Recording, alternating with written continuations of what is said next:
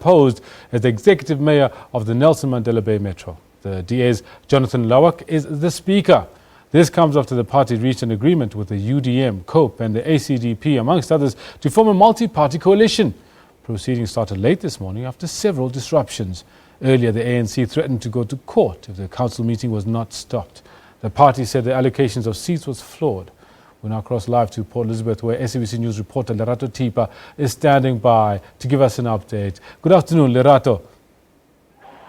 Good afternoon to you. I can happily say that the council meeting was not adjourned or was not cancelled. Proceedings did go. Lerato, I'm sorry to cut you off like that. I was just trying to make sure that you can hear us fine. Yes, you giving us an update? Can hear you. Yes, so I was saying that the council meeting did go ahead as scheduled. Despite the disruption that we held in the morning, after Trollip took to the podium, he was elected as the mayor. He was inaugurated as the mayor, and then he took to the podium where he really focused on what his newly elected coalition party is going to do to try to take the metro to what he calls a former glory. He said in his speech that the number one thing that they want to root out corruption, they want to ensure excellent service delivery, starting with housing, starting with eradicating the bucket system, and trying to make sure that residents in PE have a destination called PE, which can be seen as another world-class destination. He said that gone are the days of lavish cars, big houses at the expense of people living in shacks and also underdeveloped. He said that they are going to have an accountable administration that will make sure they do every task assigned to them. And as the mayor, he's going to make sure that his ears and his feet are kept on the ground to hear what the needs of the people are, so that he takes this back to his team and they'll try and address these. Lerato, prior to the start of this meeting, there was an attempt by the ANC to have the meeting postponed or stopped. What's come of that? Obviously, the meeting went on, but what's come of the attempt itself, the legal attempt to stop the meeting?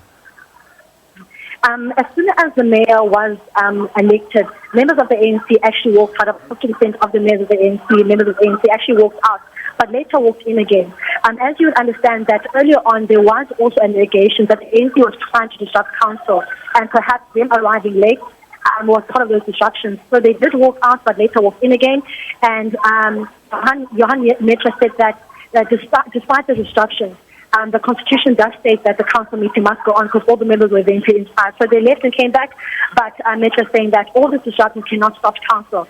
And it went ahead as follows, and Athol was appointed as mayor. Now, Athol Trollip gave a very impassioned speech on acceptance of his new post as the executive mayor of the Metro. What was the community's response to him being voted in and elected? And the moment Athol Trollip actually won seats in the council, there was a resounding cheer from the members saying that the screaming Athol was just an excitement. And as we speak to members now, we're just walking around as the council has been moved to next week. But people are really excited. People saying that perhaps for so many years they've been waiting for change.